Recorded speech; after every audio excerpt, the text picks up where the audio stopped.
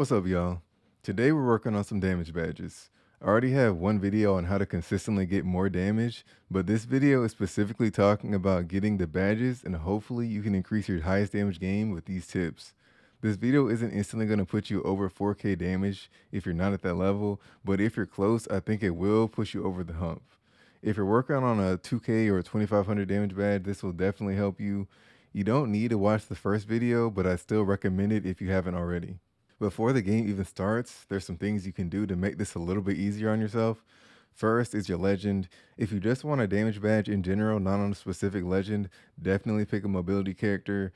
Somebody like Valkyrie, Octane, Wraith, Pathfinder, or Loba makes these things a lot easier. If you're trying to get the badge on a specific character, playing to their strengths is key.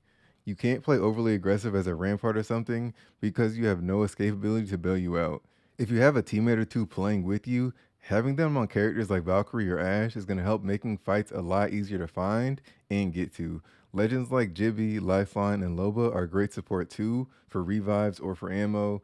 Make sure that if you're playing with teammates that you're the best one though, because better players will cut into your damage, and right now you want to be greedy.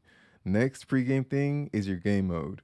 In my opinion, the best modes for high damage games are dueling trios, solo duos, or regular trios but solo queue. If you're only working on a 2k or a 2500 damage badge, I do not recommend solo duos. I think you'll struggle a lot with a lot of the 1v2s. Now let's talk about your weapon choices. The three most important things you need to be focused on when it comes to your weapons when you're working on these badges are damage per second, aka DPS, ammo economy, which is how efficiently your gun uses ammo, and accuracy. These things have trade-offs and you need to understand them to get the most out of your weapons. People love to say charge rifles and snipers in general for farming damage, but personally, I'm not a big fan. The only sniper I've had repeatedly in my high damage games is the Kraber. The reason for that is that snipers generally have a lower DPS. The trade-off for that being that you're able to shoot from further distances and they have great ammo economy. For me, the best gun choices are going to be assault rifles like the R3 or the Flatline, DMRs like the 30-30 triple take or the Scout if you can find one, and the Rampage. The Rampage is the most busted gun in the game right now. It's basically an automatic DMR with good accuracy and ammo economy, and you can charge it up for close range fights. Another possible option is the Wingman if you're good with it. If you're not good with it, you're basically trying to use it though. I won't go into a breakdown of every gun, but these are all decently balanced guns for those three important factors. A gun like the R3 is a little weak for ammo economy, but the DPS and the accuracy are worth it. Just keep an eye out for your ammo. The thing you'll really notice with these guns is how they dominate the mid-range, which is what's most important for our strategy, so let's get into the game plan. First thing we're doing when we get into the game is trying to land with 1 to 3 teams at a large point of interest, aka POI. For some maps, looking at you, World's Edge, you really only have a couple options. Other maps will be more flexible. The best maps for high damage games, in my opinion, are Olympus and Kings Canyon, which are coincidentally out of rotation right now. Stormpoint is really good for games in that 2 to 3k range, but I think the 4Ks are tougher because the map is so large, it's hard to find teams consistently. What I think is more important than taking as many fights as possible is making the fights you do have really count for your damage. Outside of your early game fights or right off drop, I'd say you want roughly 600 damage for every team you fight. This is why I'm taking the emphasis off of hot drops. Like I said in the other video, hot drops really aren't that great for damage. Most people you kill will have low level armor and you don't always get a chance to thirst your kills. Thirsting kills is huge for high damage games. So your general game plan for these games is going to be to drop warm and kill as many of the teams as possible. Don't play too conservative here and try to third party because you want all the kills for yourself. Rotate either to the nearest gunshots or to the next big POI. If you hear gunshots behind you and it's only 2 teams fighting, don't bother with it. By the time you would get there, 1 team would be dead and then you'll just be farther away from the next fight. The winner will have to follow you to the next ring anyway, so you want to stay as close to the center of the action as possible. When you're in these fights, you want to do as much damage as possible from the mid-range, peek often and get a lot of shots off.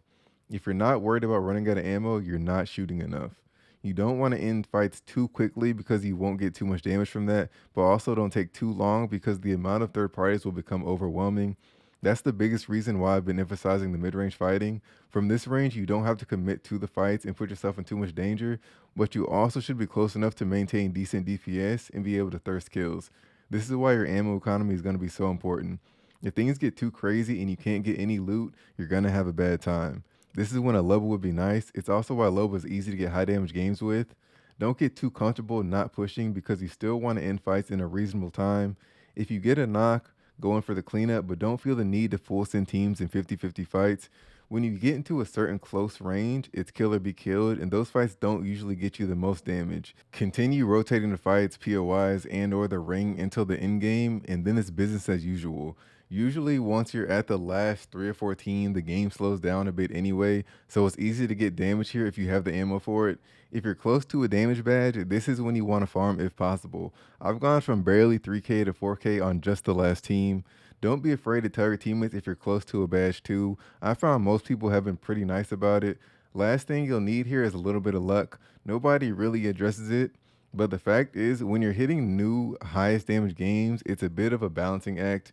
You have to get the perfect amount of fights that you can actually handle for your skill level. This clip of this Pathfinder 1v3 is from a 4700 damage game, and look how lucky I got. As you get better, you'll be able to handle a little bit more, but try to find your balance for now. I think most players are capable of at least 2000 damage, you just have to play it right. That's going to wrap up my guide on how to get your next damage badge. If you enjoyed the video, be sure to like and subscribe, it helps the channel grow. If this video helps you get your damage badge, come back and let me know. You can find me on Twitch and Twitter, Inco We Trust. Thanks again for watching. Peace.